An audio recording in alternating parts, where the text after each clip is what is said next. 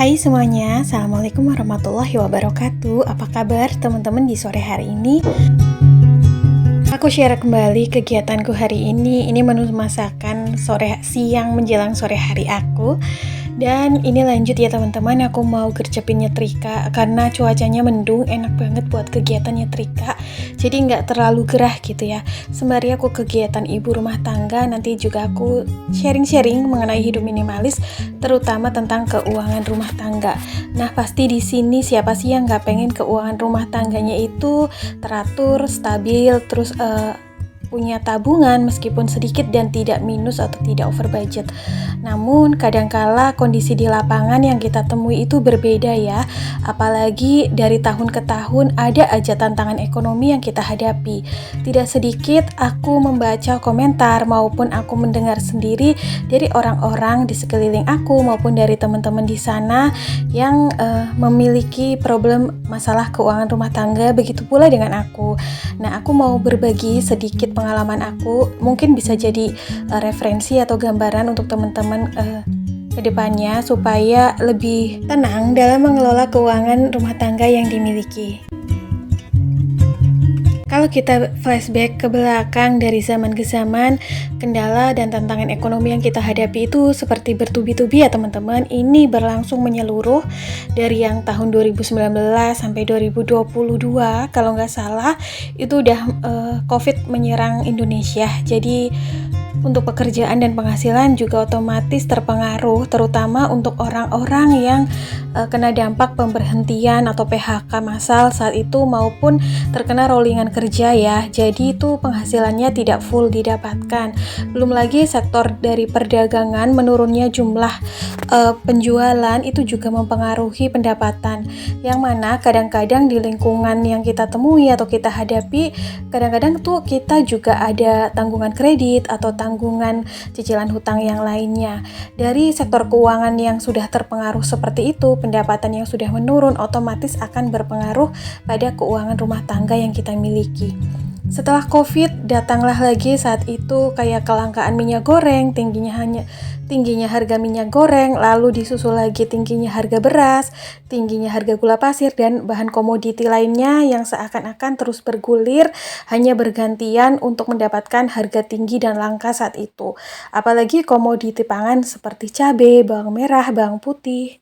Rasa-rasanya ketika semua itu menjulang tinggi harganya sangat berdampak pada keuangan yang kita miliki. Lalu setelah itu timbul lagi resesi ya, seperti inflasi gitu. Harga-harga bahan pokok naik, namun pendapatan kita tetap aja di angka segitu. Tagihan-tagihan bulanan naik, belum lagi biaya-biaya kesehatan, biaya listrik, BBM, anak sekolah ikut naik, belum lagi kebijakan-kebijakan baru yang membuat kita sebagai kaum menengah ekonomi ke bawah menjadi lebih terhimpit mengelola keuangan yang kita miliki. Nah, mau nggak mau dari keadaan itu semua kita wajib dihadapkan atau wajib menempuh jalan berhemat. Nah, apa aja sih cara-cara supaya kita bisa mengatur keuangan kita dengan lebih bijak dan lebih tenang dari segala sektor tantangan ekonomi yang menyerang kita semua dari tahun 2019 sampai sekarang. Ikhtiar yang pertama yaitu dengan mengurangi keinginan atau tidak banyak mau. Menjadi sadar seberapa pendapatan yang bisa kita hasilkan dalam setiap bulannya, membuat kita menjadi individu yang lebih tahu diri untuk menyesuaikan seberapa banyak keinginan-keinginan yang harus kita penuhi saat ini.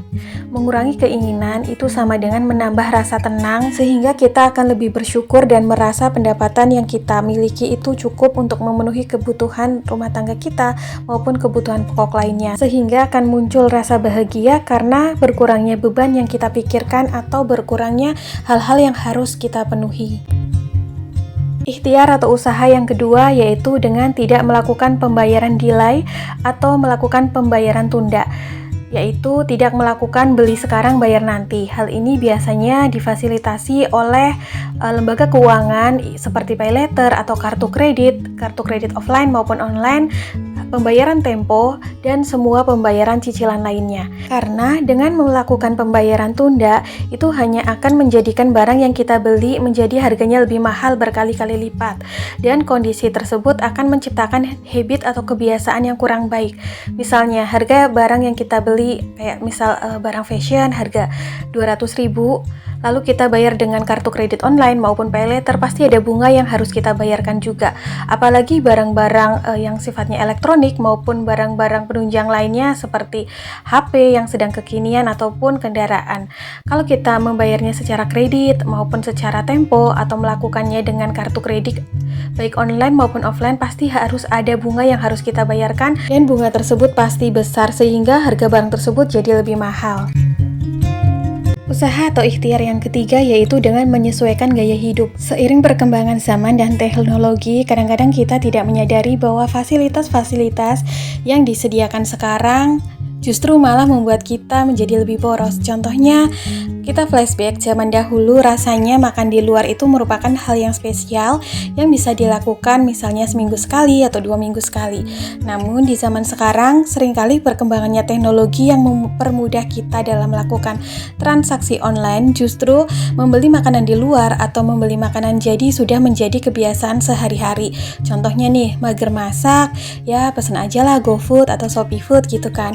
Padahal teknologi itu sebenarnya diciptakan untuk memudahkan dan membantu kita, bukan malah membuat kita menjadi lebih boros. Kondisi tersebut otomatis harus kita sikapi dengan bijak ya, apalagi misalnya kita memiliki pendapatan yang minim atau masih tergolong pendapatan pas-pasan. Dan kalau mau berpikir lebih produktif lagi, justru kondisi dan kemudahan tersebut bisa kita manfaatkan. Yang misalnya nih pinter masak atau pinter bikin cemilan, kita malah bisa memanfaatkan aplikasi dan teknologi tersebut untuk bisa berjualan agar memudahkan proses pemasaran jualan kita, sehingga lingkup pasar yang kita jangkau lebih luas. Ikhtiar atau usaha yang kelima yaitu dengan belanja sebutuhnya disesuaikan dengan kebutuhan pada bulan tersebut. Misalnya nih, barang kebutuhan sembako, barang kebutuhan kebersihan yang kita beli yang disesuaikan dengan secukupnya aja, misalnya butuhnya sebulan seberapa. Lalu jajan juga secukupnya.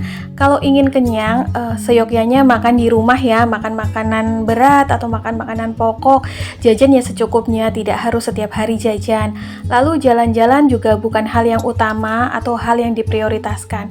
Kita lebih memprioritaskan apa-apa saja yang sifatnya pokok dulu, kita bayar-bayar dulu. Kalau misal ada lebihan uang atau misal ada rezeki tambahan, baru bisa kita mengalokasikan sebagian uang kita untuk rekreasi atau untuk jalan-jalan.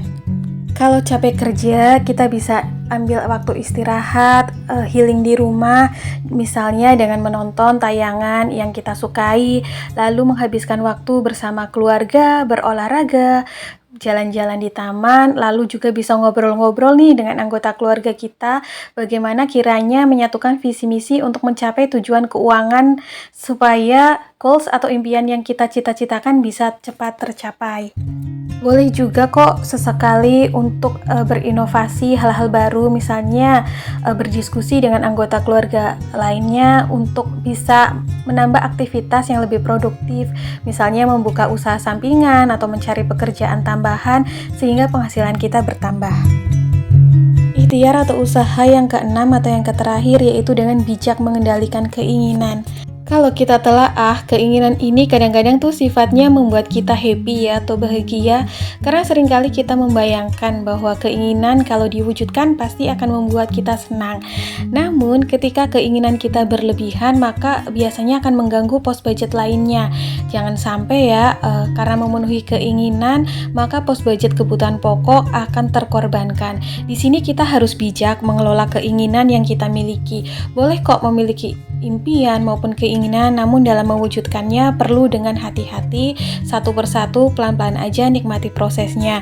Bahkan keinginan ini bisa dijadikan challenge atau tantangan dalam meraihnya dengan cara menabung nih dalam jangka waktu tertentu supaya dalam mencapai keinginan tersebut tidak akan mengganggu keuangan yang kita miliki untuk pos budget pokok yang sifatnya wajib. Oke teman-teman, ini dia kegiatan aku hari ini, serta itu dia beberapa hal yang bisa kita kelola dalam keuangan kita sehingga kita dalam mengatur keuangan jadi lebih bijak. Dan sampai di sini dulu ya video aku hari ini, semoga bermanfaat. Assalamualaikum, bye.